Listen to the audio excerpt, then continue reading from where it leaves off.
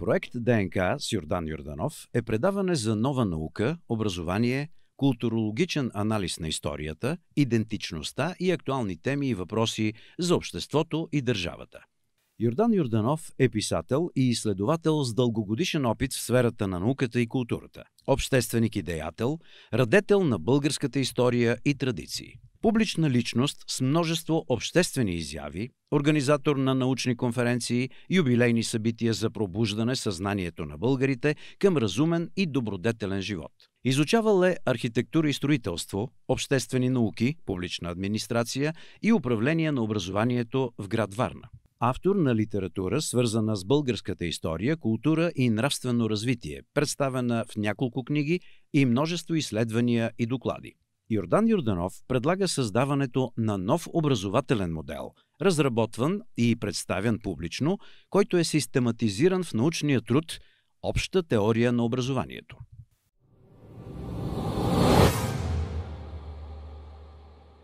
Аз съм Йордан Йорданов и започвам едно авторско предаване с името проект ДНК. Проект, свързан с българската държавност, наука и култура. Един проект, който вече тече 14 години в общественото пространство на България под формата на най-различни лекции, конференции, теми, издадени книги и множество обществени събития. В тези събития ние сме говорили и работили с хиляди хора, обменяли сме опит и е дошло време да направим едно колективно проявление на тези аспекти, които ние наричаме образование, възпитание, култура, духовност, защото когато говорим за проект ДНК, говорим за държавност, наука и култура.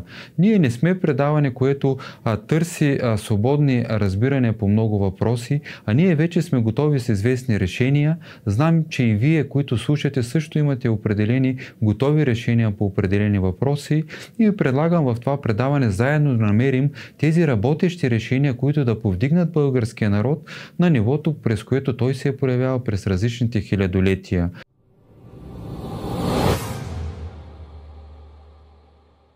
Специален акцент в предаването «Проект ДНК» с Йордан Йорданов ще бъде изясняването на онези исторически периоди от българската история, през които са проявени основите на настоящата българска култура. Времената, в които са положени основите на съвременната българска книжнина. Всяка цивилизация създава своите културни приноси и именно през 9 и 10 век на територията на българската държава се разгръща едно общо национално дело, в което се създава писменост. Тази писменост става богослужебна с преводите на библейските текстове, а изискванията за осъвременяване на езика с говоримия език на всички диалекти създава предпоставки за развитие и усъвършенстване на езиковите средства, създаването на термини и понятия, които описват сътворението на света, природните явления и феномени. Тази взаимовръзка между азбука, преводи, книжнина и мисионерска християнска дейност превръщат България в средище на огромна цивилизация. В нея влизат всички сходни по генни език народностни клонове и подклонове, за да се създаде едно просветно дело, обхващащо днес стотици милиони хора в Евразия. Културата е феномен, който се проявява през избрани души, които стават носители на народностните качества и добродетели, и тяхната обществена изява се припознава от будните хора, които приемат това благословение свише и го прилагат в своя живот, ставайки бити традиции, които устояват на времето и изпитите на съдбата. Кой, кога, защо и за кого се създават тези културни върхове, ще изясняваме в следващите издания на предаването. Българската история очаква своя културологичен анализ.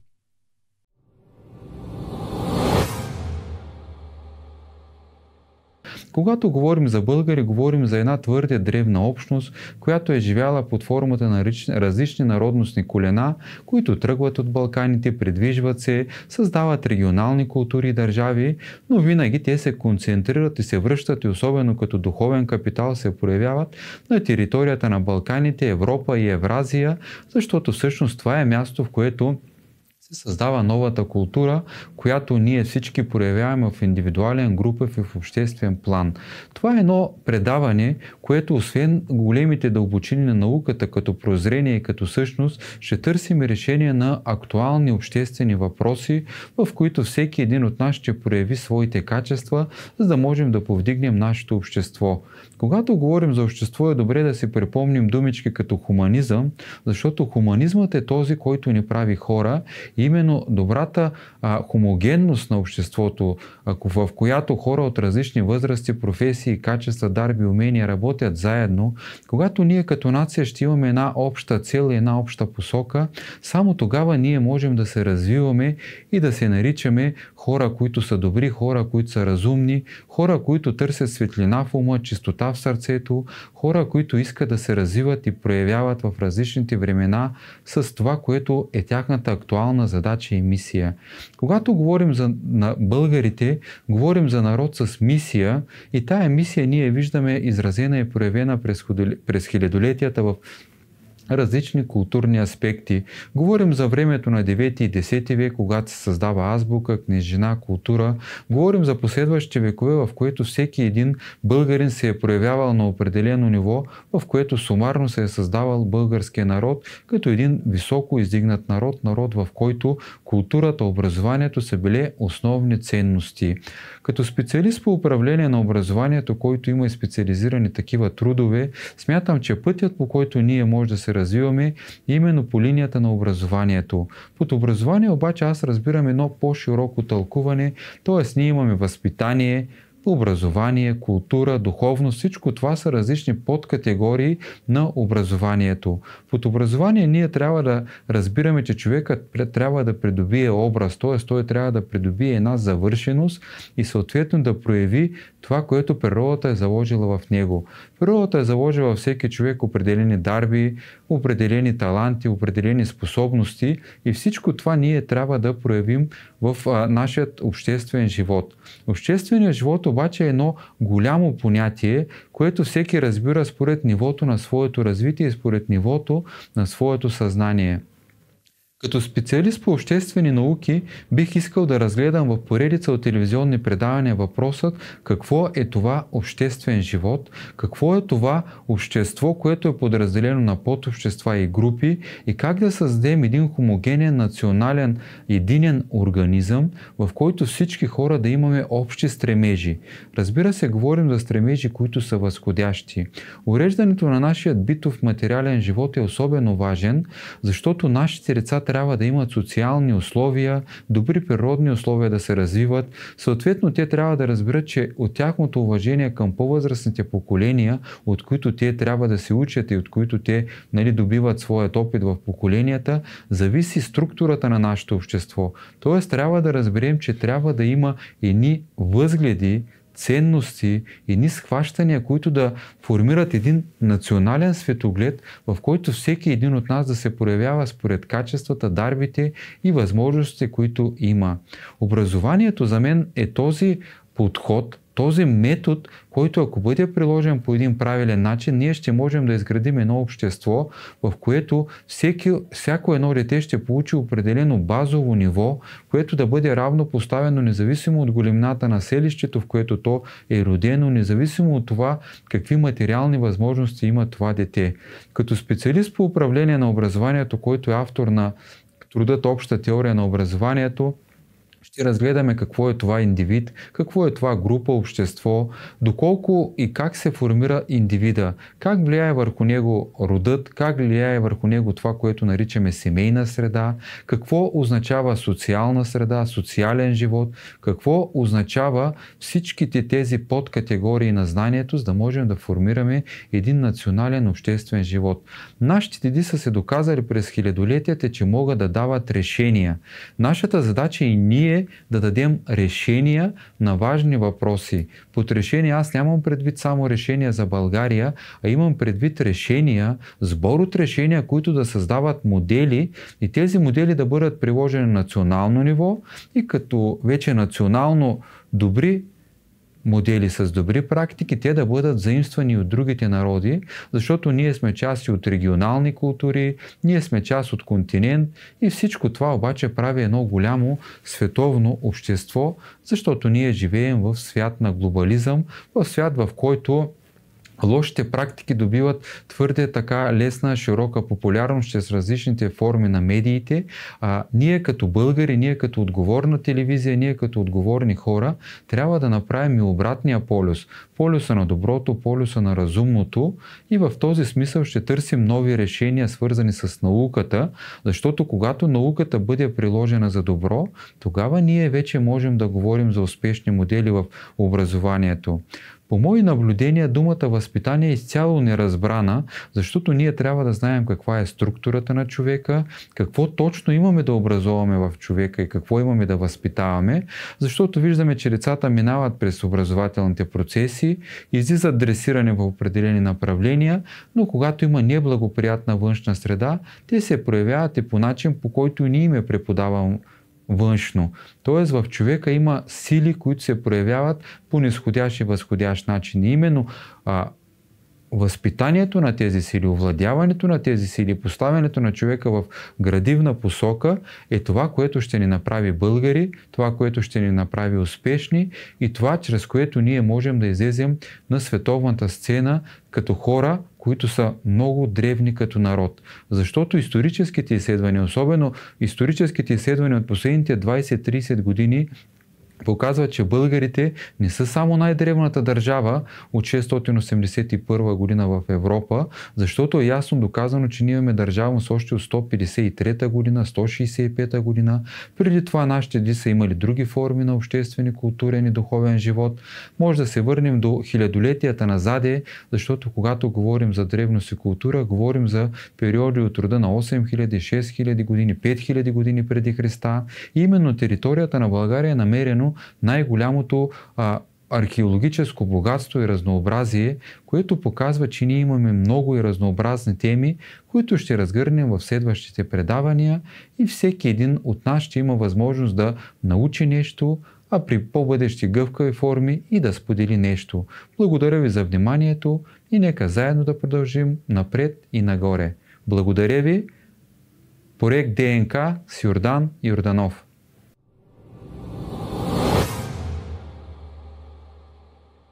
В академичните среди е общоприето, че българската държава е създадена през 681 година. Но дали е така? Наличието на множество сведения, съдържащи името българи и производните им имена, датират една държавност и народностна общност далеч назад във времето. Има ясни сведения, които датират българската държавност в 153 година или 165 година на територията на Европа. Съществуват различни сведения, съдържащи нашето народностно име на Балканите в периода от 3, 4, 5, 6 век, което показва, че нашето минало не е изследвано добросъвестно и архивните единици не са разглеждани обективно. Българските възрожденци през 17, 18, 19 век, които са работили с реални книги, които все още са съществували тогава в българските библиотеки и манастири, пишат за хиляди години държавност и царски династии в различни територии на Евразия. Това ни насочва към разбирането, че има нещо, което е скрито, прикрито. Извършен е опит за изкривяване на истината, която се съдържа в архивите. Историческата концепция за възникването на българите влиза в противоречие с изследванията и на множество български историци от 20 век и от настоящия 21 век. Има два коренно различни подхода към разбирането за българите, които е добре да се сложат на научно-фактологична основа.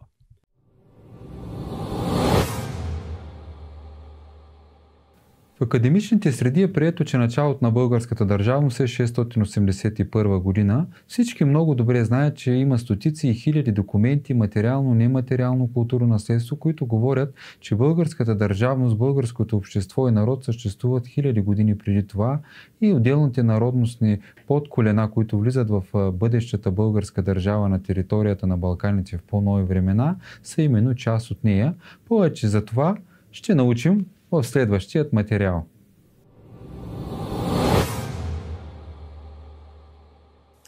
Проект ДНК с Йордан Йорданов. Държавност, наука, култура.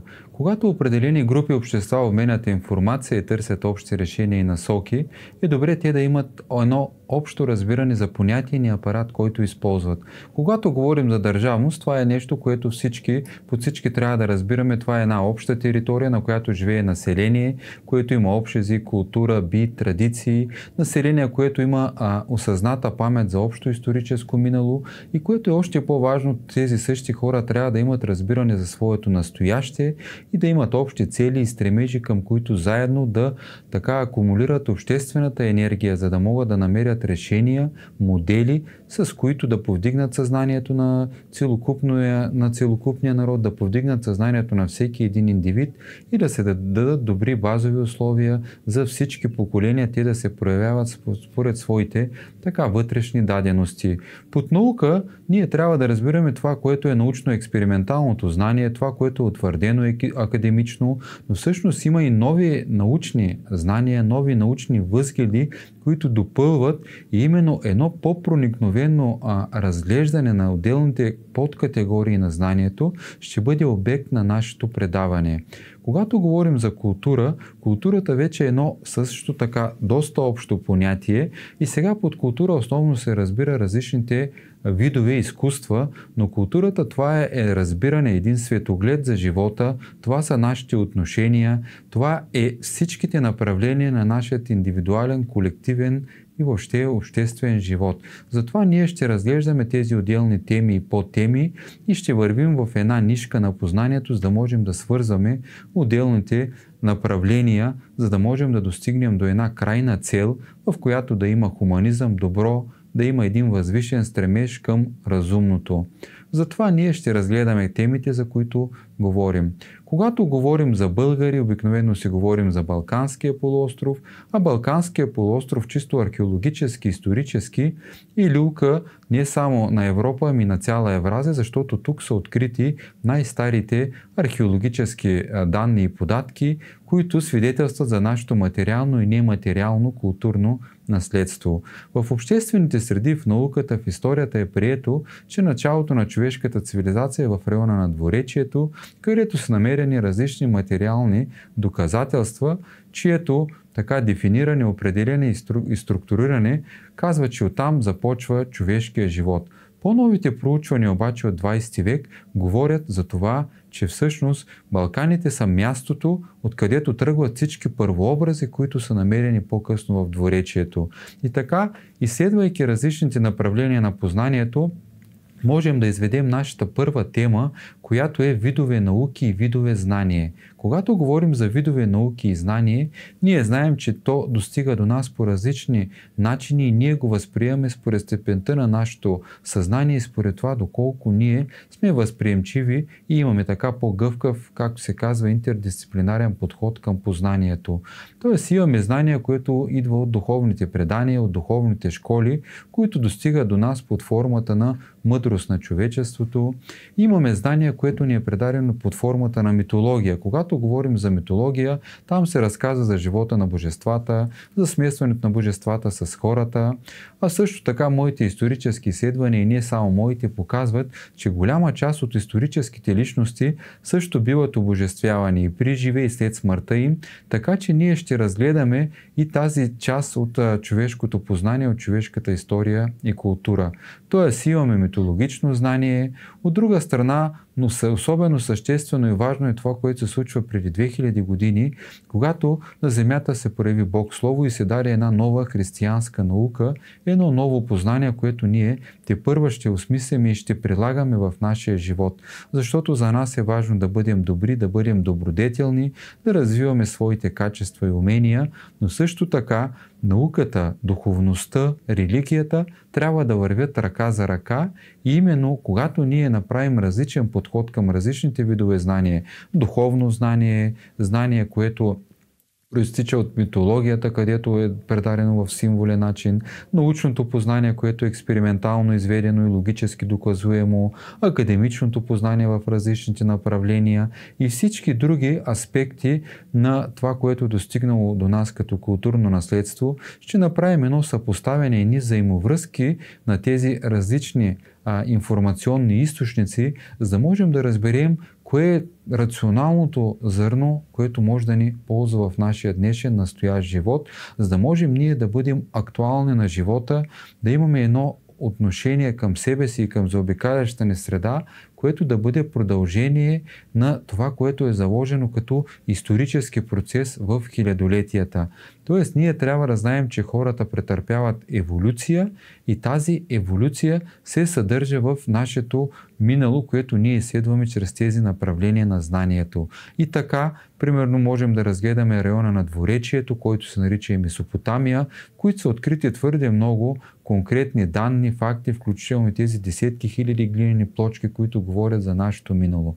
Археологията от последните 50-100 години показва, че в района на Балканите, в района на Дунав имало също една огромна цивилизация и съпоставянето на тези артефакти показва, че именно прообразите на това, което е намерено с 1500-2000 години по-късно в Двуречието, може да бъде намерено на Балканите, или Балканите са люлката на човешката култура и на човешката цивилизация. Също така тук са намерени най-старите намерени източници, най-старите намерени находки, които се съотнасят към растителния, животинския и човешкия вид, което показва, че тук наистина е началото. Балканите е мястото, от което тръгва човешката култура. Това е място, в което хората организират своите първи диференцирани общества.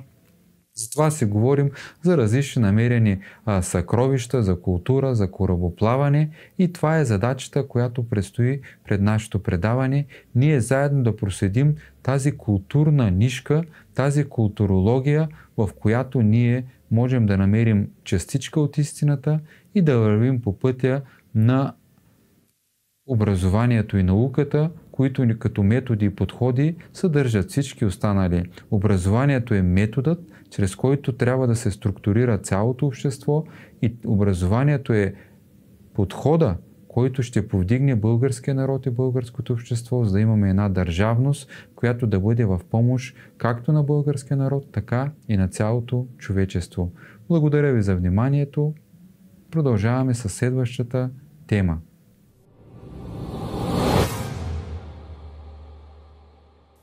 Когато говорим за образование, за образователни системи, има различни възгледи и схващания относно съдържанието и смисъла, начина по който да се подходи към формирането на всеки един индивид, каква да бъде образователната система, и така има различни подходи и методи. За нас е важно да разберем каква е българската историческа традиция, защото всеки един народ има бит, традиция, култура, има народопсихология и е много важно моделът, който следва всеки един народ, да бъде съобразен с неговото минало, за да може той да бъде подходящ за настоящето, да се възприема по един естествен начин от децата и въобще да се структурира обществото по един подходящ начин, който да отговаря на еволюционното развитие на даденият народ. Повече за тази тема ще разберем в следващият материал, който ще ни бъде поднесена нова информация.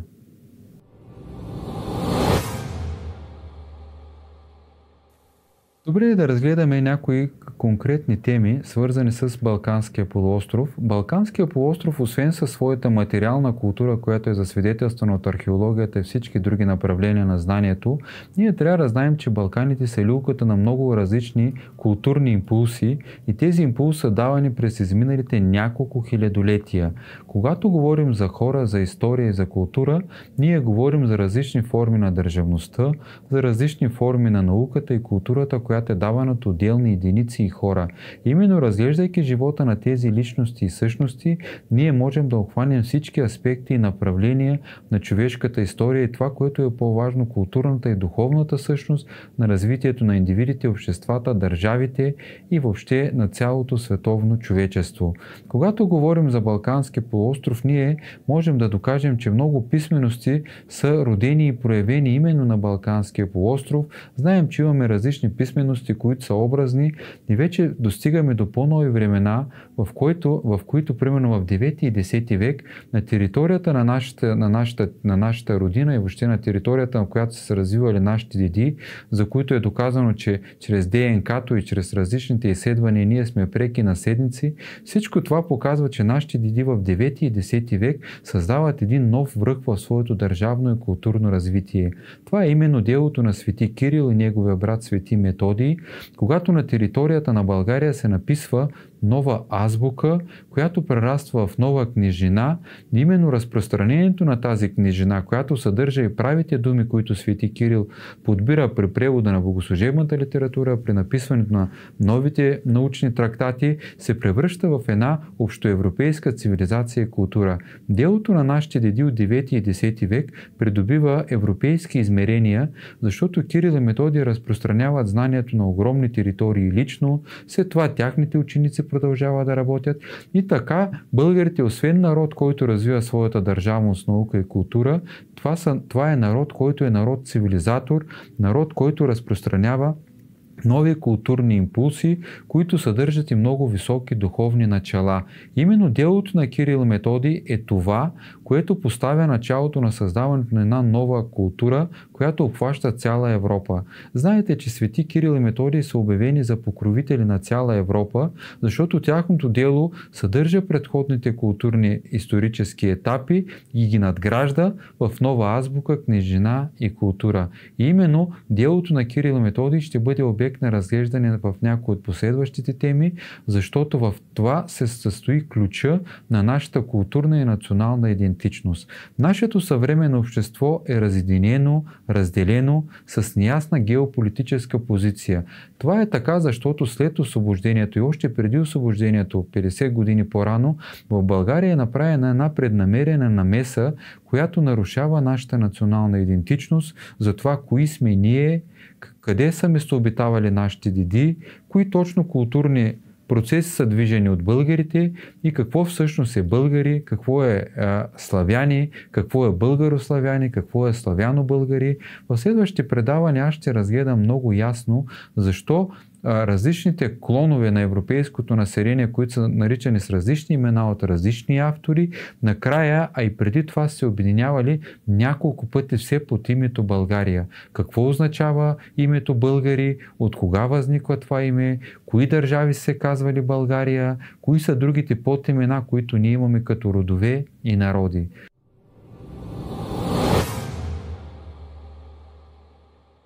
Йордан Йорданов, като автор на книги за българската история, участник и организатор на множество исторически конференции, има свои изследвания, в които хронологично извежда истината, съдържаща се в фактите и логичната приемственост, както и в културологичния анализ на времето. В следващо предаване ще представим обща концепция на предаването с рубрики като Академия живот, Културен буквар и други.